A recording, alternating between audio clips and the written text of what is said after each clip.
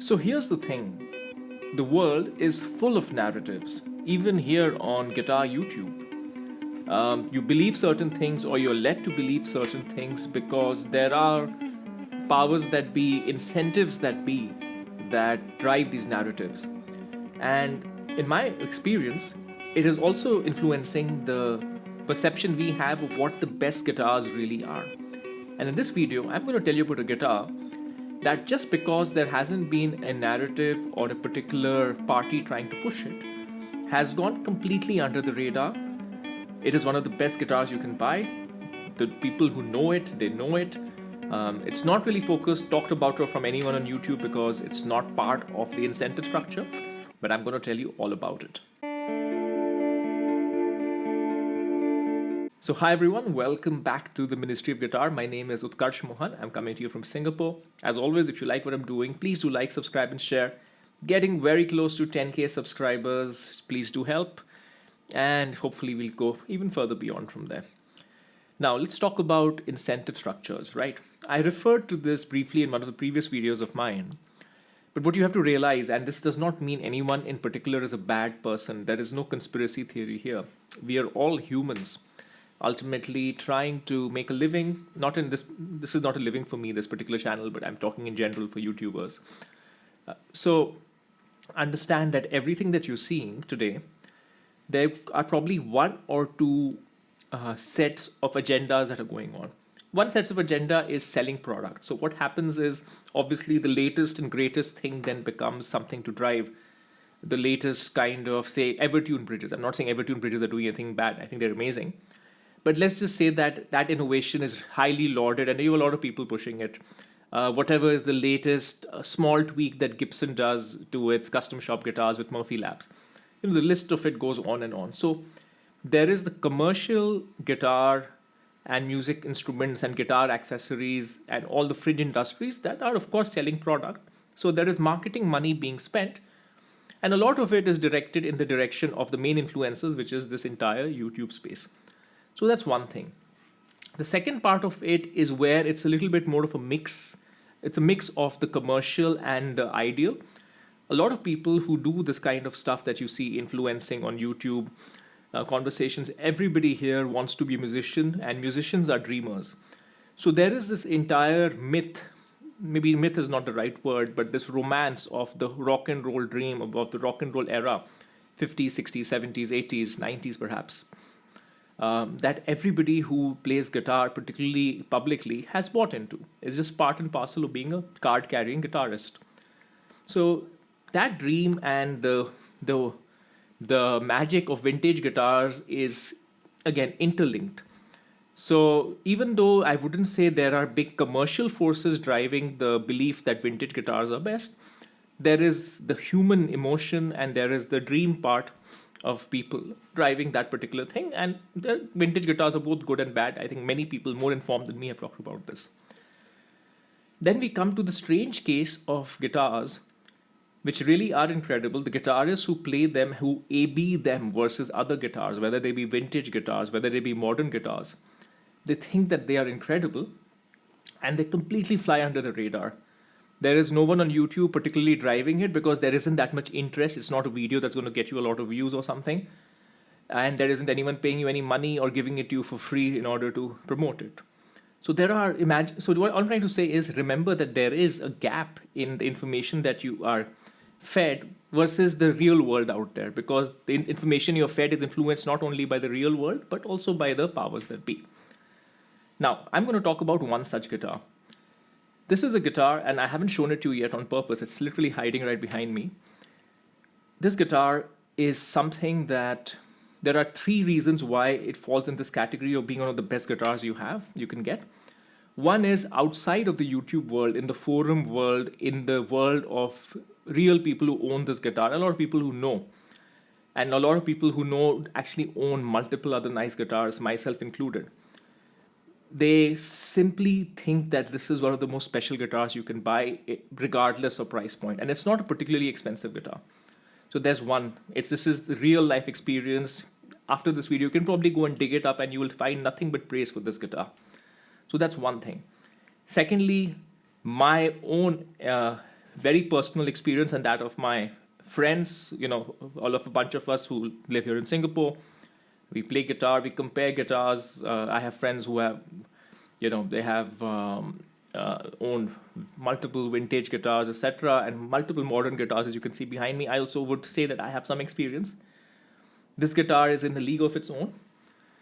And thirdly, there is a recent reason for you to be interested in this guitar, because the technology that makes this guitar what it is recently having a resurgence. We're going to get into all three. Let me just show you the guitar. It's time for a grand reveal. Okay. What is this thing? I'm just showing you something that just looks like a Strat with a maple fretboard. But let's look closer at this thing. What is this? This is what you call a PRS NF3, not NF53. Remember I was telling you about the resurgence? This is the NF3. I have so much to say. Okay, let's look at this particular version itself. It is literally as classic a Strat look that you can get, because it's black with a white pickguard. It doesn't even have birds, it has dots. It's got a very Strat-like body. So I want to tell you what this guitar is, beyond the fact that it looks like a kind of a Strat wannabe, but not really, because these are not single coils.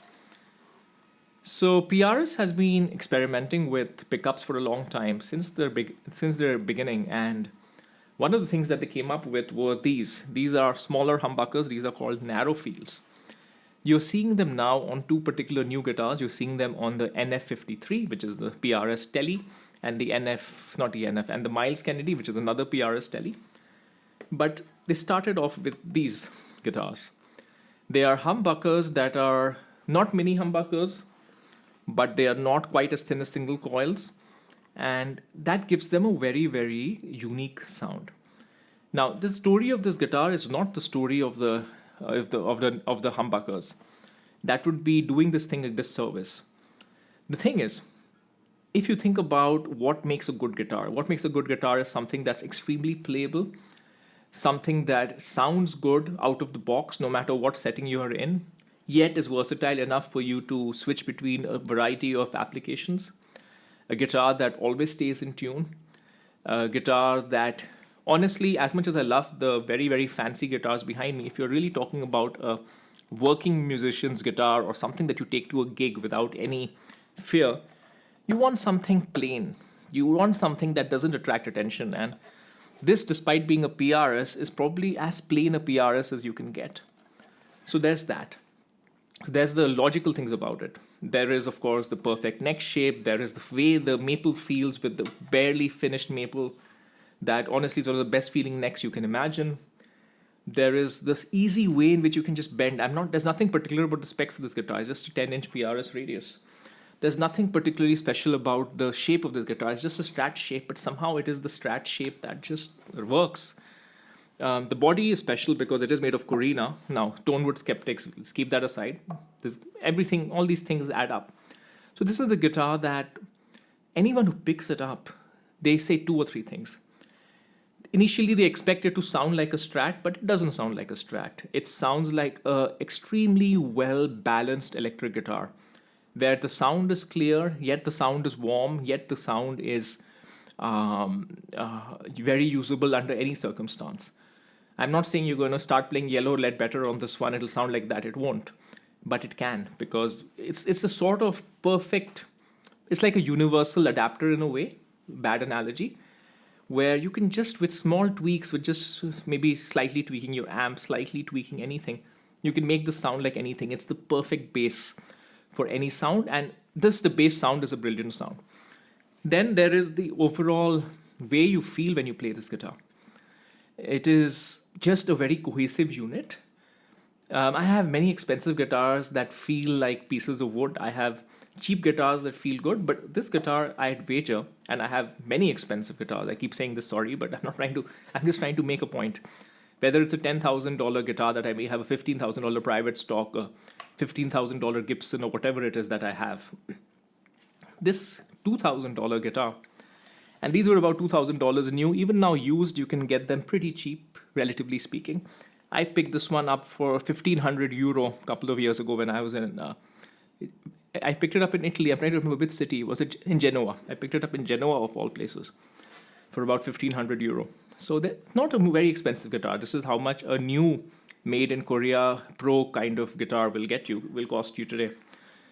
So for that price, you don't feel a compromise. You don't feel, when you're buying cheaper guitars, you may feel that I'm buying a cheaper guitar. I know the more expensive guitar has slightly better fit and finish. It's a bit more, it is ultimately a better guitar, even though the gap is this much. But I just feel that gap is not worth so many thousands of dollars or pounds. With this guitar, you don't feel that gap. I can swap between this and a PRS private stock, and I'm like, yeah, these are comparable guitars. And for a guitar that you can pick up used today, because it doesn't have any hype behind it, for about $1,500 to $2,000 is really incredible. Now, I'm far from the only one to say this, in case you're wondering whether this is just my opinion. In the forums, the NF3 is known for being a guitar that punches way over its weight. There are acclaimed musicians, I think Jimi Herring is the most famous one, who absolutely fall in love with this guitar because of just the fact that it is just, functionally speaking, it is just as good a guitar as you can probably get. Of course, I love my custom 24 piezos, but just a general, non-fancy, just a no-nonsense guitar. It's difficult to beat this. If I had to take one guitar to tour the world, I probably wouldn't take any of my fancier PRSs because I'd constantly be paranoid about losing them or them attracting too much attention. Yet I would totally miss the fancy, or not the fancy, but the very, very competent feel of a PRS guitar. That's the reason I like the PRS guitars other than the looks. This guitar would give me that happy medium where I get all the luxurious feel, fancy feel. When I say fancy feel, everything works. This feels like the best of the best. Yet it looks like it could be a $1,500 Strat copy for anybody who knows. Only the PRS headstock is a giveaway. So there's that. It really is one of those guitars. There is some bad news though. The bad news is that the star of this guitar is rising. I think particularly in the recent months because people have suddenly gotten clued into the NF53 and the Miles Kennedy. A lot of marketing effort behind it. Remember what we talked about agendas pushing products? So of course, PRS was pushing the NF53 and Miles Kennedy. And because of that, people started looking up NF. And sometimes instead of typing NF53, you type NF3, or in any case, NF3 comes up when you start talking about NF53. And these guitars are getting a little bit better known now. And unfortunately, they are getting a little bit more expensive.